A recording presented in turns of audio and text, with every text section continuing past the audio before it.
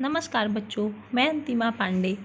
आज हम कक्षा 5वीं की पाठ क्रमांक 4 दूसरी इकाई की बालिका दिवस इस पाठ के बारे में जानकारी प्राप्त करेंगे। इस पाठ का नाम है बालिका दिवस।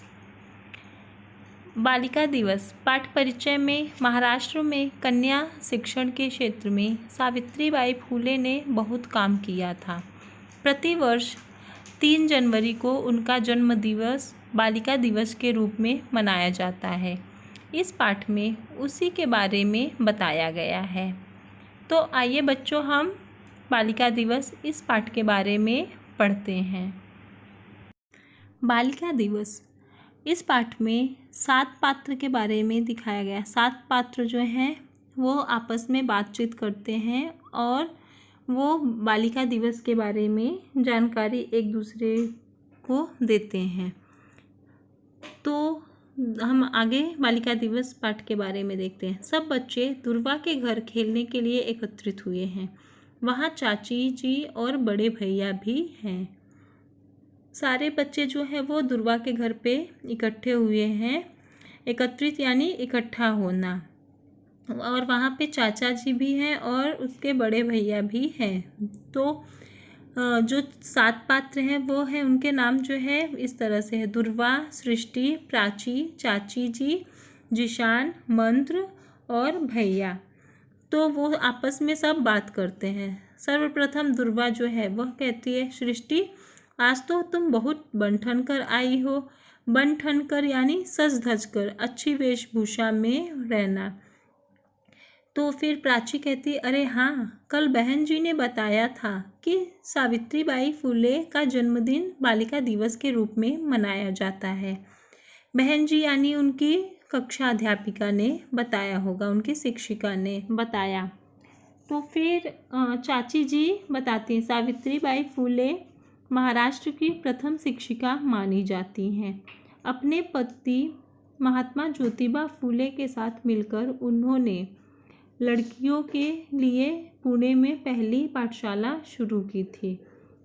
तो दुर्वा की जो चाची होती हैं वह सभी बच्चों से बताती हैं कि सावित्रीबाई फूले जी जो थी वह महाराष्ट्र की प्रथम शिक्षिका थी। प्रथम यानी पहली और शिक्षिका यानी अध्यापिका, टीचर।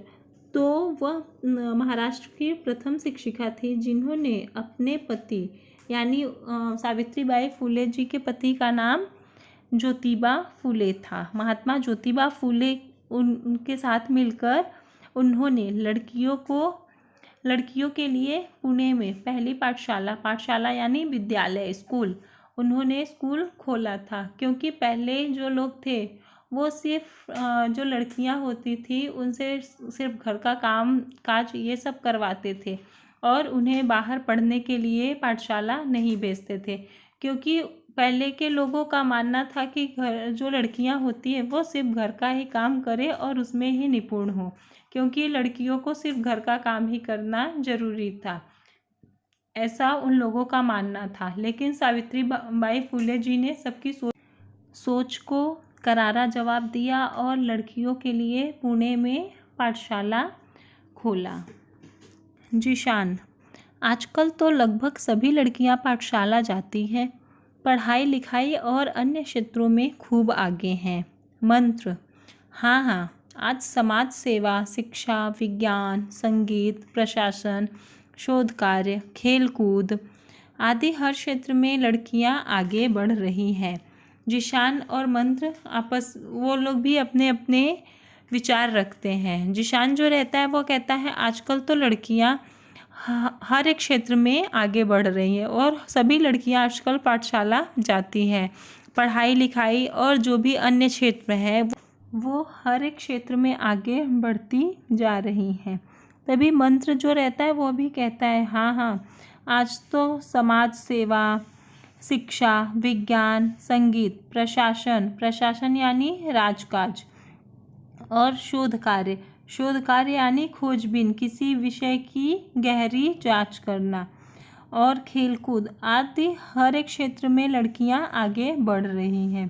तभी सृष्टि जो रहती है, सृष्टि कहती है, मेरी माँ बताती है कि शिक्षा हमें स्वावलंबी और सजग बनाती है। स्वावलंबी यानी अपने आप पर भरोसा करने वाला, और सजग यानी सावधान बनाती है।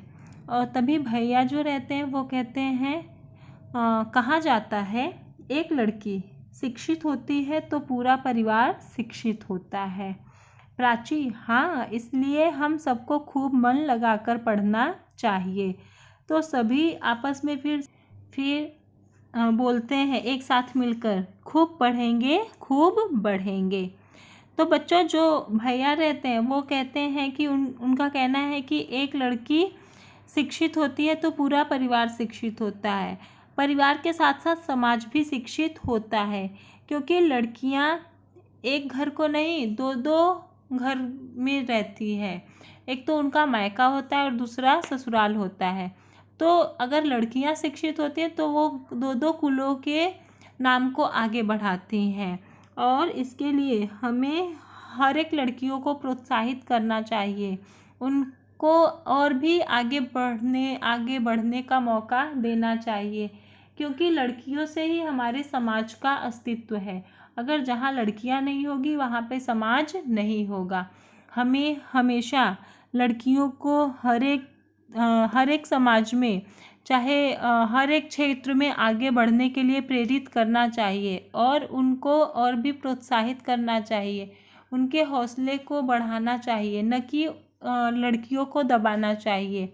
आज भी कुछ लोगों की ऐसी मान्यता है कि लड़कियां सिर्फ घर का कामकाज करना है उनको, अगर वो घर का कामकाज कर लेंगी तो इतना बहुत रहेगा। लेकिन ऐसी सोच वाले लोगों को हमें उनकी सोच को बदलने के लिए कहना चाहिए, क्योंकि आज ऐसी सोच रखने वाले लोगों का समाज में कोई जगह नहीं है।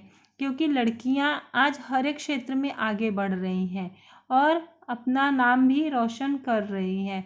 तो हमें लड़कियों को चारों तरफ से प्रेरित करना चाहिए और उन्हें आगे बढ़ने का मौका भी देना चाहिए। तो बच्चों, यह बालिका दिवस जो है, या बालिका दिवस ये सावित्रीबाई फुले के जन्मदिन के रूप में मनाया जाता है, क्योंकि उनका जन्म 3 जनवरी को हुआ था और उनका जन्मदिन जो है वह बालिका दिवस के रूप में मनाया जाने लगा। तो बच्चों, हमने बालिका दिवस इस पाठ के बारे में अधिक जानकारी प्राप्त की और इससे हमें यह पता चला कि हमें लड़कियों को आगे बढ़ने के लिए प्रेरित करना चाहिए। और लड़कियों को प्रथम पाठशाला लड़कियों के लिए किस शिक्षिका ने खोला था, ये सब बातें हमें पता चली। और आजकल लड़कियां किस किस क्षेत्र में आगे बढ़ रही हैं उसके भी बारे में हमें जानकारी मिली। तो अब यह पाठ जो समाप्त हुआ, अब हम अगले वीडियो में मिलेंगे। धन्यवाद बच्चों।